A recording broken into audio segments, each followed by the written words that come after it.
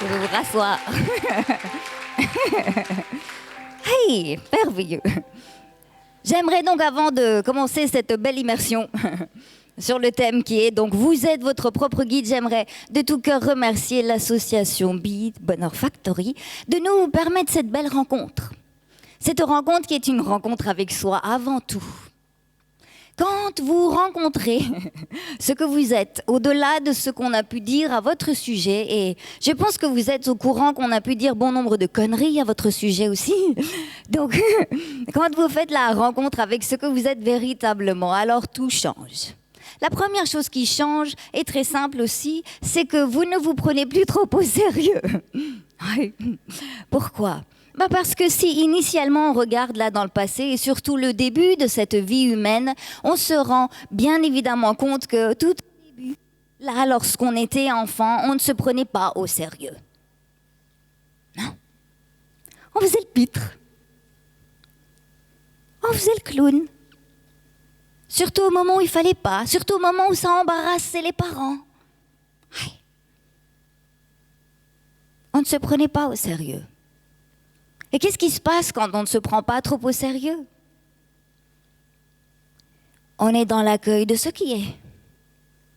Pourquoi ? Parce que quand on ne se prend pas trop au sérieux, tout à l'heure quand vous chantiez avec moi, est-ce que vous avez remarqué quelque chose ? Le corps s'assouplit.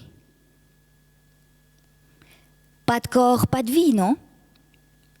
Le corps est donc notre fidèle allié. Grâce à lui, nous pouvons goûter à cette dimension-ci. Mais le corps est si souvent tendu, terriblement stressé, ça fait tellement de dégâts. Pourquoi tous ces dégâts ? Pour vous-même ? Ou par peur ? Par peur de ne pas être aimé, par peur d'être jugé, par peur d'être rejeté, par peur d'être licencié, par peur de, je ne sais pas, de tomber encore malade, par peur d'être encore quitté ? Pouvez-vous observer à quel point ce corps physique de l'être humain adulte est crispé durant la journée ? Et quand il est crispé comme ça, il ne peut pas s'abandonner à son savoir inné qui est terriblement vaste. Donc ma première invitation est très simple. Amusez-vous. C'est peut-être votre dernier moment présent. Bah oui, vous ne savez pas si vous allez sortir d'ici vivant, on n'a pas de garantie. Arrêtez de vous prendre comme ça au sérieux, parce que si vous vous prenez au sérieux et que vous posez cette question, pourquoi est-ce que je suis aussi sérieux là maintenant ? Vous vous rendrez compte que c'est pas pour vous. Non, c'est pour l'autre. Vous voyez ? Alors la première remarque à laquelle j'ai eu droit aujourd'hui, et j'ai éclaté de rire et j'ai trouvé ça super drôle, parce que l'autre aussi, pour finir, s'est rendu compte qu'il se prenait tellement au sérieux, c'était « Nasrine, tu vas aller habiller comme ça à la conférence ? Dans ton truc à trous là ? Mais ce que tu fais, c'est quand même un peu spirituel, non ? Je lui ai alors demandé, je lui ai dit, mais c'est quoi la spiritualité ? Explique-moi. C'est sûrement encore un nouveau concept. Un nouveau protocole à suivre, non ? Des protocoles à suivre, on en a combien ? Comment manger, comment se comporter, comment sourire, comment s'habiller, comment se maquiller, comment ne pas... Oui ? Combien de protocoles est-ce qu'il n'y a pas déjà ? Alors je suis consternée aujourd'hui quand j'observe l'humanité et que je vois passer devant mes yeux des robots. Faut s'habiller comme ça parce qu'on va à une conférence. Mais qui t'oblige ? Personne. C'est juste ton conditionnement qui t'y oblige. Et vous avez remarqué, le mot conditionnement commence par con. Exact. Tellement de conneries. Et tout ça, ça nous rend terriblement sérieux. Et alors nous vivons notre vie de manière terriblement sérieuse. Elle devient terriblement lourde à porter. Et au final, on arrive là sur le lit de mort et on se pose la fameuse question qui est « Pourquoi est-ce que je me suis fait chier comme ça durant ma vie ?» Et la réponse est que, croyez-moi, ça fait 15 ans que j'accompagne les personnes en fin de vie, c'est toujours « C'était pour l'autre ». C'était pour mon père, c'était pour faire bonne figure ici, c'est parce que je devais être l'exemple de mes frères et sœurs ou pour la société ou pour l'entreprise ou même pour mon chien. Oui, mais toi, quand est-ce que tu t'es donné le droit de vivre ? Quand est-ce que tu t'es donné le droit ? Quand est-ce que tu t'es fait le plus beau cadeau qui soit et qui est le plus beau cadeau réciproquement pour l'humanité, qui est Quand est-ce que tu t'es juste donné le droit d'être toi-même? Alors ma question est, si ce n'est pas pour vous que vous vivez ici, alors que faites-vous ici? Que se passerait-il si vous vous donniez le droit d'être vous-même et de colorer l'humanité avec votre propre fragrance? On a 7 milliards d'individus. Imaginez le tableau si chaque être humain se donnait le droit d'être comme il est. Il pourrait juste amener sa couleur au tableau. Mais non, on cherche l'uniformité, la normalité. Pouvez-vous observer cela? Je vous invite de tout cœur à partir de maintenant à ne plus vouloir être normal. Mais faites-vous ce cadeau. Quand vous cessez de vouloir être normal, ce qui ne veut rien dire fondamentalement, mais quand vous cessez d'aspirer à cette pseudo-normalité, vous vous rendez compte que vous n'avez pas besoin de l'amour d'autrui pour vous sentir bien dans vos baskets. Et vous vous rendez surtout compte d'une chose, c'est que vous vous aimez déjà. Lors d'un séminaire, là, au mois de décembre, une fille me disait « Je n'arrive pas à m'aimer. J'ai été voir plein de psychologues, j'ai travaillé là-dessus, je n'arrive pas à m'aimer. » Initialement, vous vous aimiez, ça n'a pas changé. Ce qui a changé, c'est qu'on a commencé à écouter les autres. Les autres, à un moment donné, vous ont fait croire, et je suis sûre que c'est le cas pour tout le monde dans la salle, à un moment donné, vous pensiez manquer de confiance. Non. Peut-être qu'à un moment donné, vous vous êtes dit, il faut que j'aille développer ma confiance. Alors voyez-vous, la deuxième chose que je vous invite à faire après l'amusement, et ça peut paraître paradoxal, mais ne vous inquiétez pas, c'est soyez sceptique. Soyez sceptique. Quand on vous dit quelque chose, y compris ce que je partage, ça s'applique à tout. Juste soyez sceptique. Observez que ce qui vous est dit là maintenant, ce que vous lisez, le conseil que vous donne quelqu'un d'autre, juste observez si ça résonne pour vous. Donc être sceptique veut fondamentalement dire arrêtez d'avaler tout cru les informations qu'on nous donne. Et combien d'informations est-ce qu'on nous donne sur une seule journée? D'innombrables.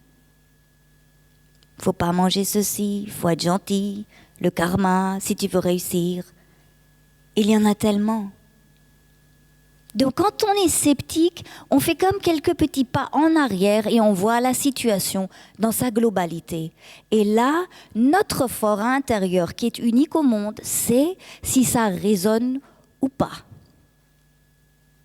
Et il y a une manière très simple pour déceler cela. C'est votre fidèle allié, le corps physique, qui va vous le dire. Si en lisant, pour être en bonne santé et devenir centenaire, il faut manger des brocolis, si vous vous rendez compte qu'en lisant ceci, ça commence à faire « je ne respire plus, il y a trop de contrôle », vous vous dites « laisse tomber, je vais te donner du chocolat ». Donc votre corps physique, s'il se crispe, c'est aussi simple que ça, c'est un merveilleux indicateur, s'il se crispe, c'est qu'il vous dit, votre fort intérieur, à un moment donné, ça ne résonne pas. Si c'est détendu, ça veut plutôt dire, ok, ça résonne, mais restez méfiant toutefois. Est-ce que ça résonne pour vous jusqu'ici? Donc juste observez ce corps physique, parce que la vie est simple. Il n'y a pas besoin d'aller faire de longues recherches sur est-ce que, pourquoi ça résonne et si ça pourrait ne pas résonner, que faire dans ce cas-là. Ne vous compliquez pas la tâche. Observez le corps physique, ça fait « il vous dit non ». Il fait ça, il vous dit oui. Brocoli, il ne veut pas brocoli. Chocolat, oui, il en veut. Plus vous allez devenir égoïste, point numéro 3, très important, capital essentiel, pas d'égoïsme. La vie n'est pas possible, fondamentalement. Donc, plus vous allez devenir égoïsme, ce qui veut dire être à l'écoute de soi avant tout, observer comment ça réagit. Juste observer le corps physique. Vous saurez si ça résonne ou pas. Si le conseil qu'on vous donne maintenant, vous avez sûrement remarqué une chose d'ailleurs en lien avec les conseils. Les conseils sont très souvent teintés de peur, d'émotions refoulées que l'autre n'a pas encore accueillies. Et c'est OK, hein? Mais très souvent, les conseils prennent cette tournure-là, même s'ils sont joliment emballés. Mais tu sais, c'est parce que je t'aime que je te donne ce conseil, c'est parce que je t'aime et que je ne veux pas que tu te retrouves dans la même situation dans laquelle j'étais moi quand j'ai quitté mon travail il y a 5 ans. J'ai pas que perdu mon travail, j'ai perdu mon mari, j'ai tout perdu, ma bagnole, ma montre, mes diamants. Je ne veux pas que tu te retrouves dans cette même situation. Alors tu devrais suivre mon conseil. Quand vous écoutez, ici, comment ça réagit, vous savez comment là ça se passe. C'est très simple. Il n'y a pas besoin de faire une longue psychanalyse sur la personne que vous avez en face de vous. Ici, ça vous indique ce qui se passe. Donc les conseils, très souvent, et c'est d'ailleurs une des situations que j'ai pu vivre avec une amie. Le seul job que j'avais là, je donnais des cours de langue. Il y a fort longtemps, c'était le seul travail que j'avais. Et à un moment donné, c'était évident qu'il ne fallait plus faire ce travail. Aucune idée vers où est-ce qu'il fallait aller. L'évidence était juste, je veux plus de ce travail. Donc, je vais voir le directeur et je lui dis, salut Mike, écoute, je veux plus de ton travail. Et il me dit, oui, mais là, cet après-midi, t'as cours quand même. Oui, je vais encore faire les cours de cet après-midi, mais demain, je suis plus là parce que j'ai... Non, mais tu sais, normalement, il faut quand même 2 semaines, il faut préparer les trucs. Non, mais j'ai pas le temps, 2 semaines, peut-être demain, je suis mort. Alors, au moins ce soir, je vais déjà être en congé de ce travail parce que la vie a de nouveaux projets pour moi. Bon, il n'a pas trop compris et c'est pas grave parce que de toute façon, vu qu'on est chacun unique au monde, on peut pas se comprendre mutuellement. Donc, ne vous attendez pas à ce que les autres vous comprennent. Donc je sors de là, je vois mon ami, on se dit allez on va aller fêter ça, une petite coupe de champagne, pourquoi pas, c'est bien égal. Et je lui dis voilà, je viens de quitter mon job, c'est génial, je sens que je vais vers autre chose, aucune idée ce que c'est. Quoi? Aucune idée? T'as pas assuré tes arrières? Puis je me disais mais de quelles arrières est-ce qu'elle parle, de quoi? Mais tu sais, la sécurité. Là, tu avais la sécurité, tu avais un bon travail, tu avais un directeur plutôt sympa, des élèves plutôt sympas, etc. Tu avais du fric, tu pouvais vivre, quoi. Je lui ai dit, mais la garantie, la sécurité, ça n'existe pas. Ouvrir les yeux sur ce monde le matin, c'est prendre le premier risque, non? Sortir du lit, c'est prendre le deuxième risque. Aller sortir de la maison, c'est prendre beaucoup de risques. La vie n'est faite que de risques, non? On ne peut pas se cramponner à de pseudo-sécurité parce qu'elle n'existe pas. Elle n'existe à aucun niveau. Et je ne vous sors pas ça comme ça de nulle part. Vous vous dites, je vais avoir une alimentation super saine, je veux vivre très longtemps et en bonne santé. Sur ces 15 dernières années, j'ai accompagné des êtres qui vivaient de cette manière. C'est OK.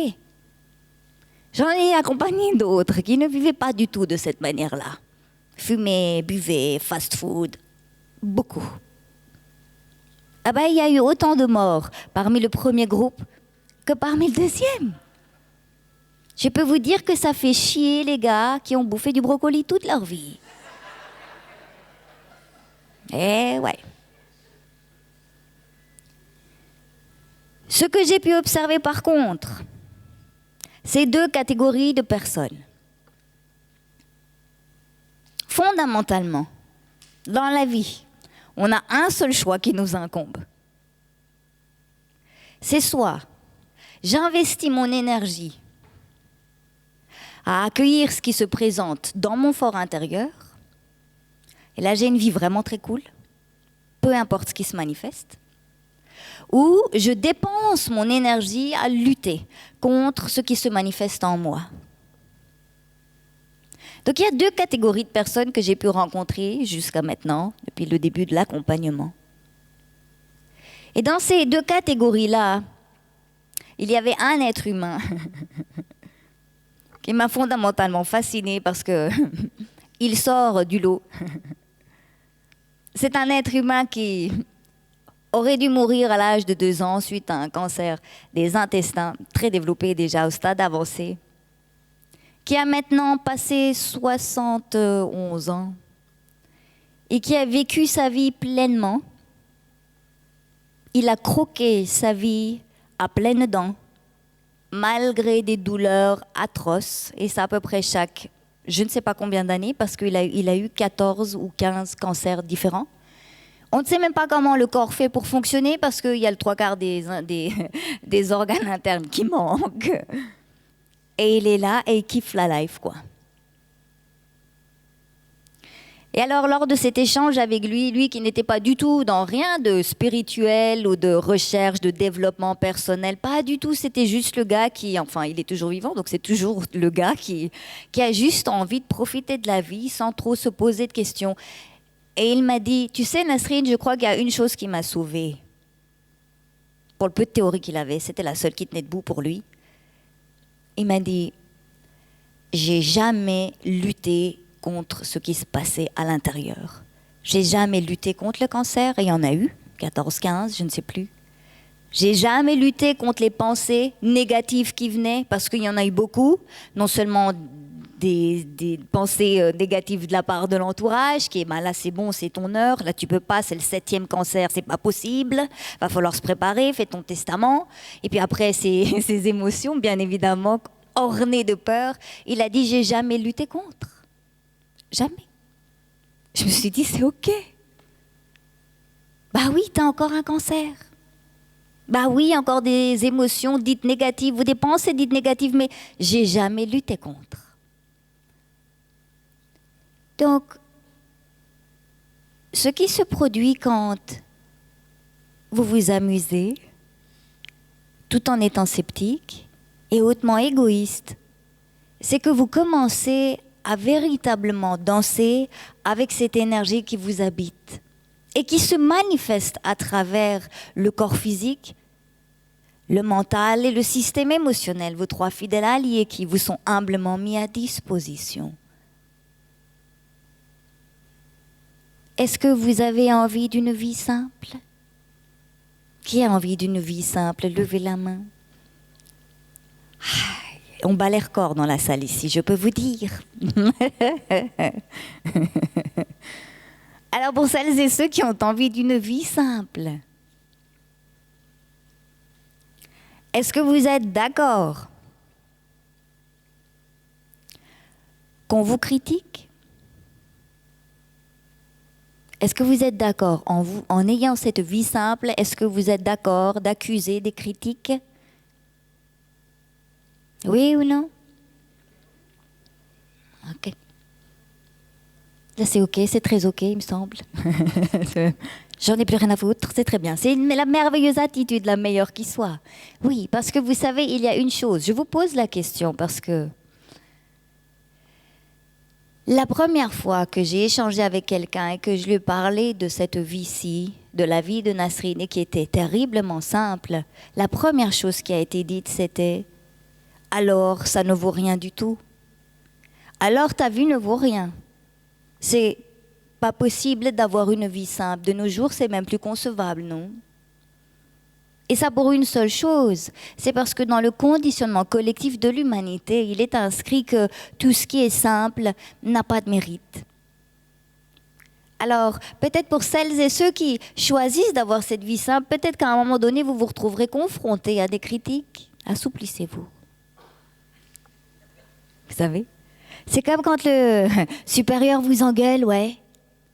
Observez, la prochaine fois, j'espère que vous pourrez être dans une situation où il y a une confrontation. Oui. Vous verrez que vous pouvez vivre la vie de deux manières différentes, dans la lutte ou dans l'accueil. Version numéro 1, c'est la lutte. C'est pourquoi est-ce que t'as pas fait? Et c'est pas possible. Et ta vie, ça vaut de la merde. Et tu t'es jamais investi. T'as pas fait assez d'efforts. T'as pas transcendé ton karma et ton truc et ton machin. Et là, ça commence à se crisper. Qu'est-ce qui se passe? Tout ceci est fait d'eau, non? Essentiellement d'eau. Le corps physique, c'est de l'eau. Faut vous imaginer que c'est de la glace à ce moment-là. Plus ça se tend, plus c'est de la glace. Qu'est-ce qui se passe quand on lance quelque chose contre une surface dure? L'impact, qu'est-ce qu'il fait? Il fait mal. Vous voyez, vous avez l'image? Donc quand ici ça se crispe, parce qu'on vous critique ou peu importe, ça va faire mal. L'impact fait mal. Quand vous aurez goûté à cela, passez à la version numéro 2, vous voulez bien? Assouplissez-vous. Tu n'as pas fait ton travail. Vous sentez que ça fait... Mais puisque vous observez ceci, vous allez voir ça se décontracte tout seul. Et t'es pas dans ton rôle de... Et je vais te virer si tu continues comme ça. Qu'est-ce qui se passe quand ici ça s'assouplit? C'est comme jeter un caillou dans l'eau, ça fait juste rien. Ça traverse.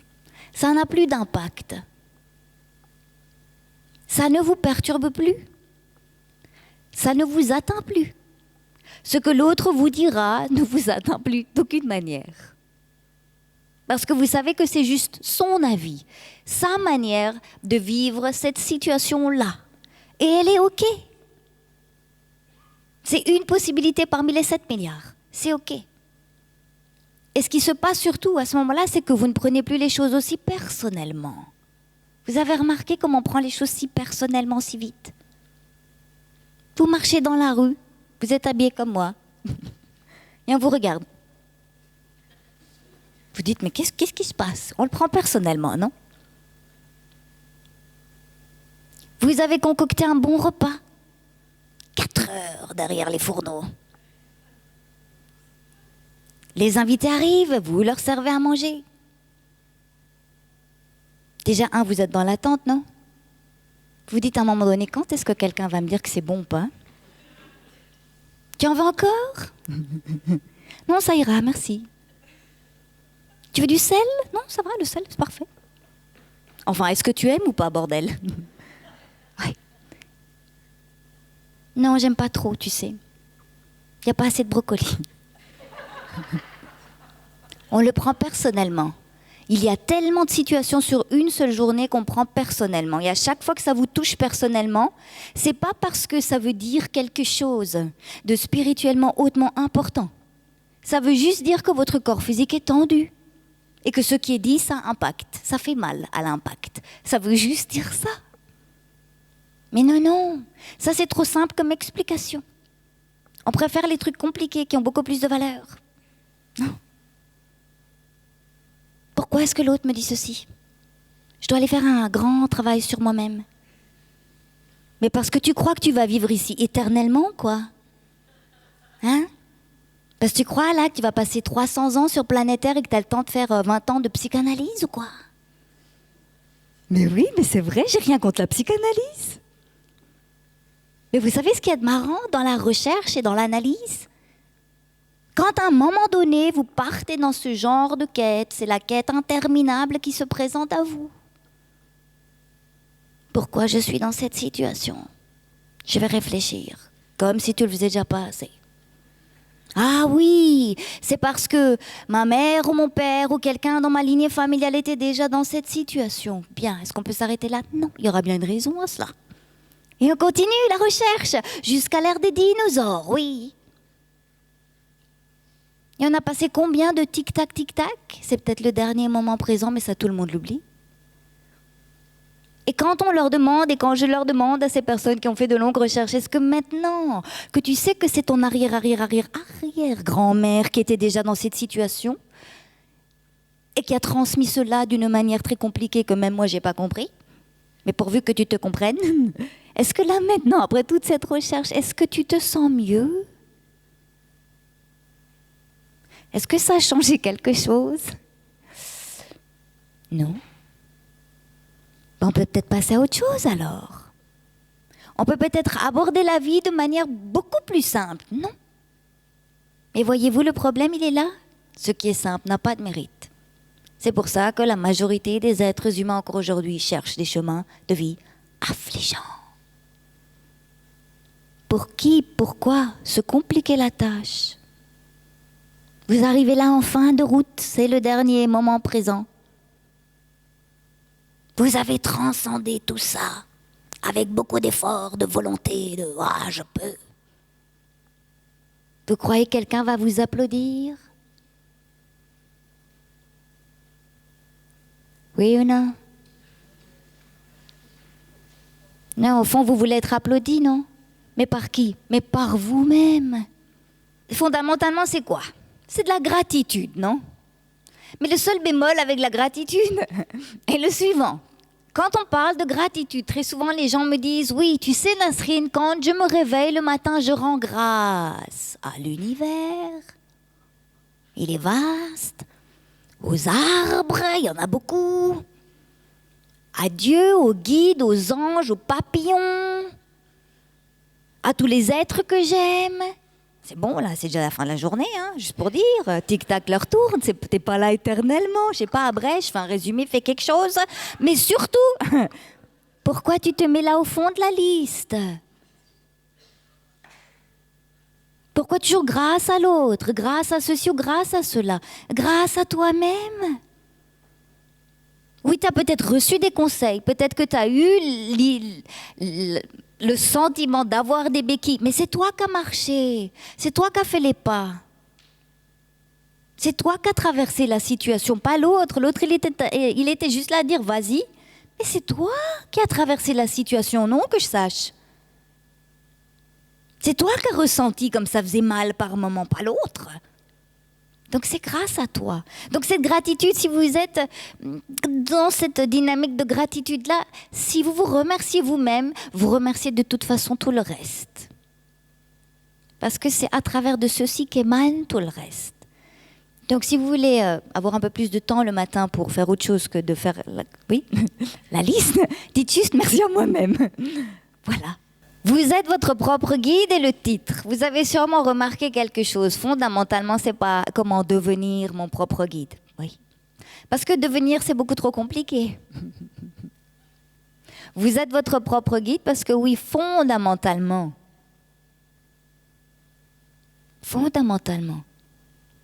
vous êtes toujours en contact avec cette énergie qui vous habite. Et surtout avec cette évidence.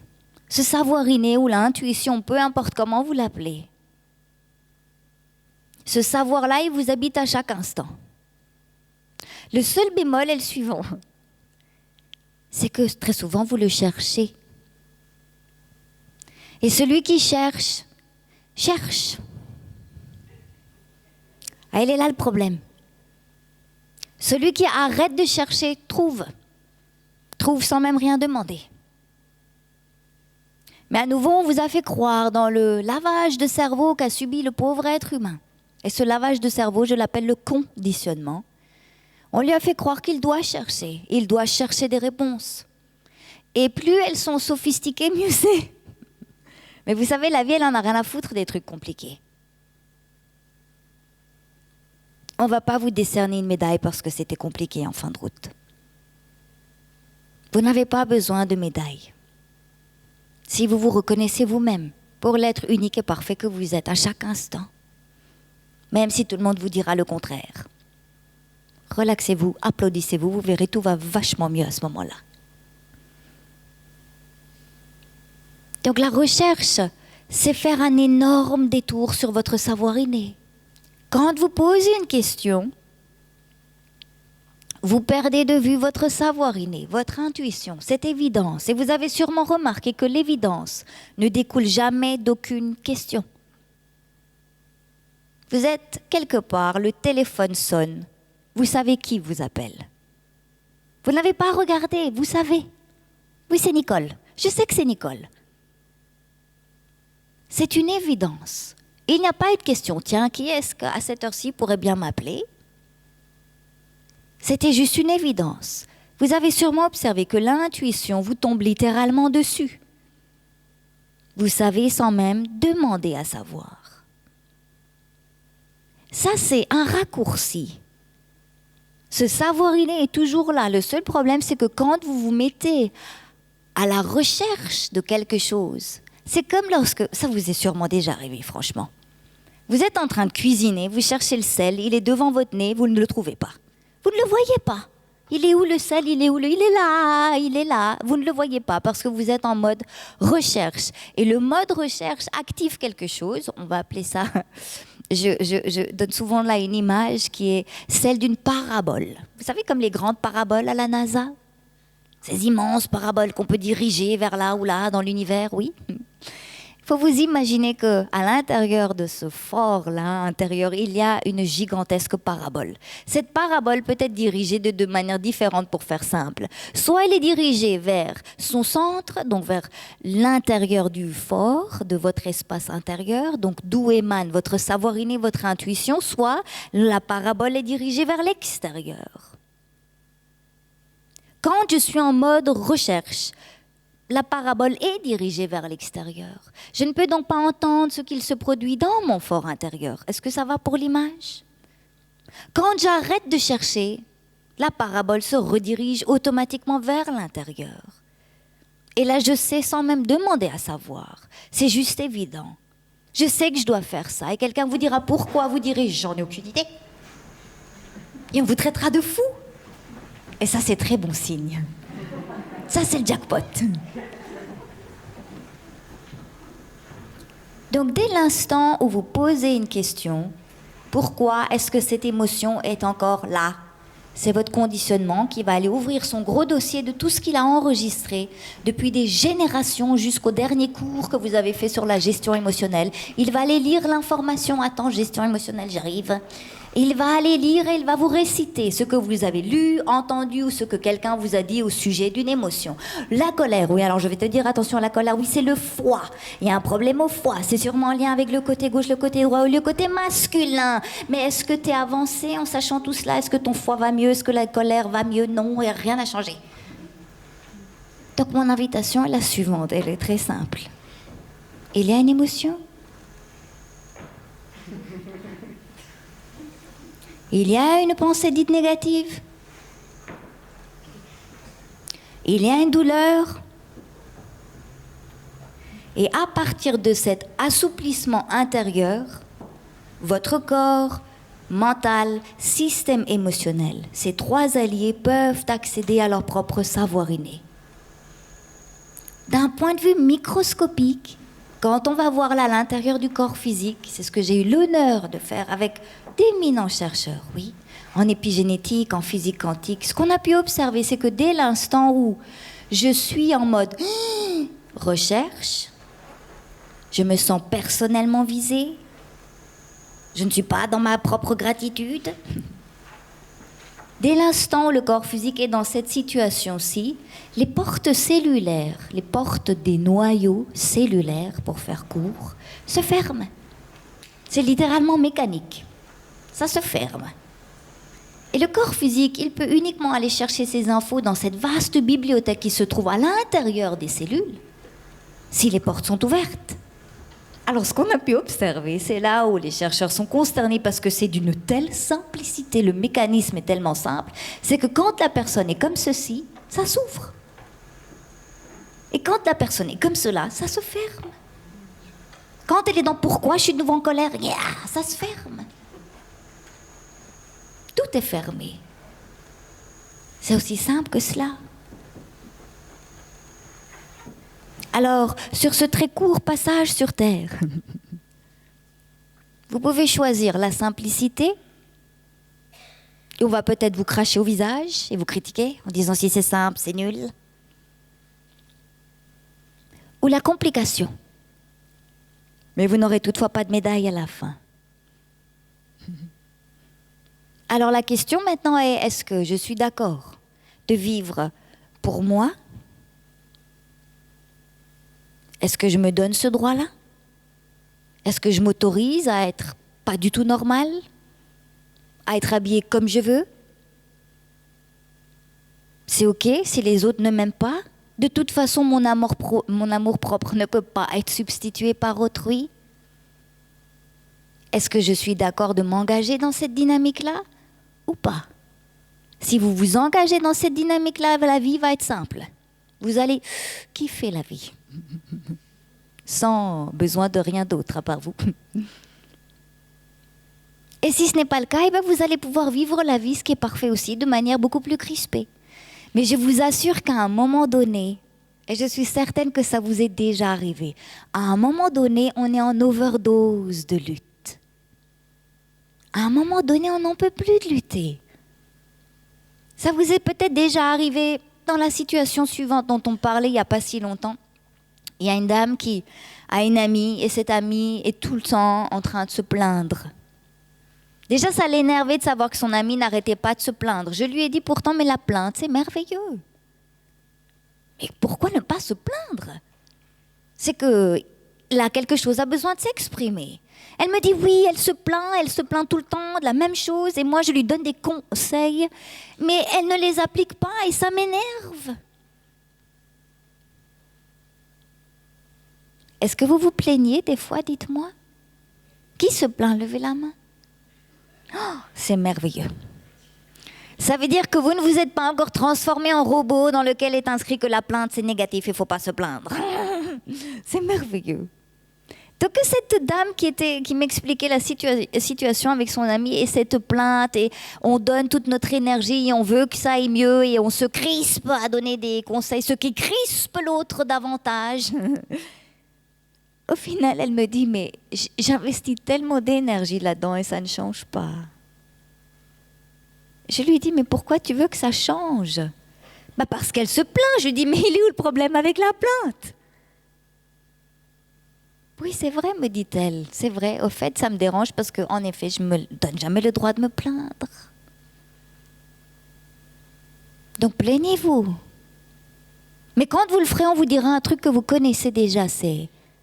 Tu sais, ça pourrait être tellement pire. Mais quelle réponse de merde. Mais vraiment, qui vous a pas déjà dit à un moment donné, je pense personne vous a dit, tu sais, ça pourrait être tellement mieux. Personne, non. Non, ça pourrait être tellement pire, tu comprends? Mais ça sous-entend quoi fondamentalement? Ça sous-entend, ne bouge pas de là où t'es. N'aspire à plus rien, c'est vaste, ça va, ça pourrait être pire, bouge pas. C'est de la peur qui parle. La peur parle tout le temps dans cette société, non? Vous l'entendez du matin au soir. Sans parler du téléjournal.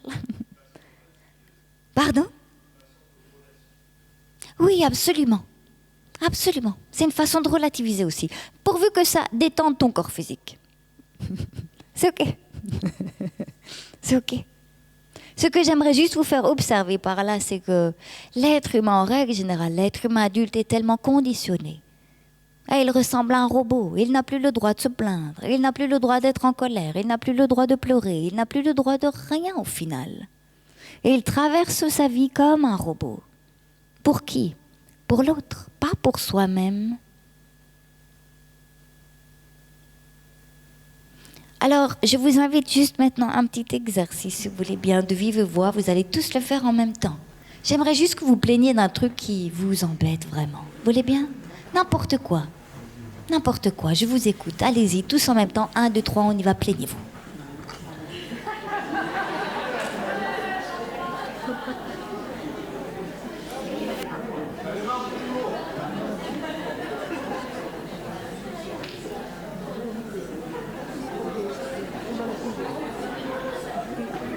Est-ce que vous avez remarqué quelque chose? Quand quelqu'un se plaint, par exemple, et vous lui dites « Mais t'as tellement le droit d'être dans cette situation. Plains-toi donc, ça fait... » Ça se tasse. Vous avez remarqué? Cette tension est là, la plainte arrive, ça a juste besoin de se tendre pour mieux se détendre. C'est réglé en quoi? 2 secondes. Si vous dites à quelqu'un « Mais tu ne devrais pas te plaindre, tu sais, ça pourrait être pire. Et n'oublie pas, hein, quand même... vous voyez ce que je veux dire? Ton père était déjà dans cette situation. C'est sûrement de la colère refoulée. Tu devrais gérer tes émotions. Tu devrais aller faire un travail sur toi-même. » Quand vous l'invitez à ça, ça se tend davantage. Amusez-vous la prochaine fois que vous voyez quelqu'un en colère. Dites-lui « Tu ne devrais pas être comme ça en colère, franchement. Ça pourrait être pire, tu sais. » Vous verrez... Ça fait monter les tours. Puis quand vous lui dites, quand il a bien les tours là-haut, vous lui dites, non mais au fond, tu as vraiment le droit d'être en colère. Ça va tasser tout de suite. Alors qu'est-ce qui se passe fondamentalement? Dans la vie, on expérimente des hauts et des bas. Vous avez remarqué? Il y en a tout le temps. Hein? C'est bon signe.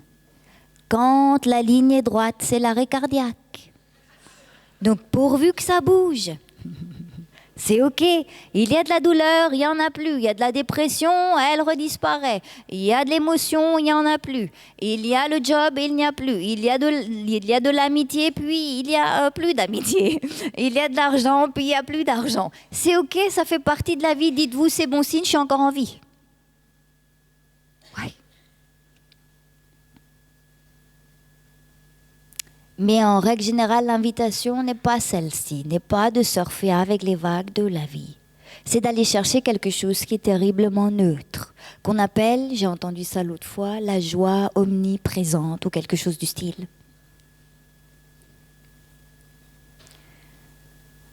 Pour moi, c'est juste créer un nouveau programme. C'est juste ne pas se donner le droit d'aller avec la vague qui nous est présentée maintenant. Être dans cette joie omniprésente, c'est juste un programme. Il n'y a qu'un robot qui puisse fonctionner comme ça. Les gens que j'ai pu accompagner sur des années et qui ont fait de la méditation, en quête de cette paix permanente, quand je leur ai demandé, est-ce qu'au bout de ces 5, 6, 7 ans de méditation assidue tous les jours, tout le temps, est-ce que pour finir, est-ce que tu as trouvé cette paix inébranlable ? Est-ce que ça t'a servi à quelque chose ? Alors très souvent, ce qu'on me dit, c'est « ça me fait du bien quand je le fais, mais dès l'instant où j'arrête, je suis repartie dans les vagues. » Alors je dis « c'est bien, c'est bon signe, c'est que tu as envie. » Oui, mais tu vois, je cherche ce truc où ça ne bouge plus parce que je veux juste être bien. Mais qu'est-ce qui t'empêche d'être bien quand tu es avec la vague ? Rien. Tu peux être très bien tout en étant en colère. Tu peux être en colère relaxée. Mais oui. Tu peux engueuler de manière relaxée, à l'intérieur relaxé. Mais on cherche à anéantir les vagues. On ne peut pas, non ? La vie, c'est comme l'océan. Est-ce que vous pouvez contrôler les vagues de l'océan ? Oui ou non ? Vous êtes d'accord, vous ne pouvez pas. Mais on vous fait croire que vous le pouvez. Mais vous ne pouvez pas dire à telle vague, là tu vas de ce côté, là ici, là tu te tais, là tu montes, là tu... Non, vous ne pouvez pas. Vous ne pouvez pas gérer la vie. Mais quand vous réalisez cela, vous êtes totalement vivant, parce que vous savourez chaque instant, et vous ne vous prenez plus la tête.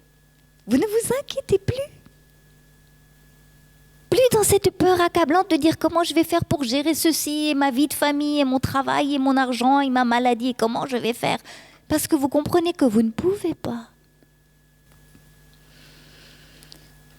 Alors, comment être mon propre guide ? Voilà comment. Et dans cette posture-ci, je suis en lien avec mon savoir inné. Et mon savoir inné ne génère aucune émotion, jamais. Or, on nous a fait croire qu'il fallait suivre les grandes et vives émotions. Quand tu sens ce truc-là au fond de toi-même, ça veut dire que... Non, fuyez. L'intuition, quand le téléphone sonne et vous savez que c'est Nicole qui vous appelle, est-ce que ça vous met dans un état émotionnel quelconque ? Vous vous dites, ouah, je sens l'énergie de Nicole me submerger. Non, ça fait Nicole, donc ça fait juste rien. Ça, c'est l'intuition, c'est le savoir inné. Quand ça fait ouah, c'est en lien avec le conditionnement qui génère les vagues. Pouvez-vous observer ? Donc, nul besoin d'aller courir après des ressentis quelconques. Surfez avec les ressentis. Mais dites-vous une chose, quand vous ne sentez rien, c'est votre savoir qui vous parle. Quand ça ne génère rien nulle part, c'est votre savoir qui vous parle. Merveilleux. Applaudissez-vous, vous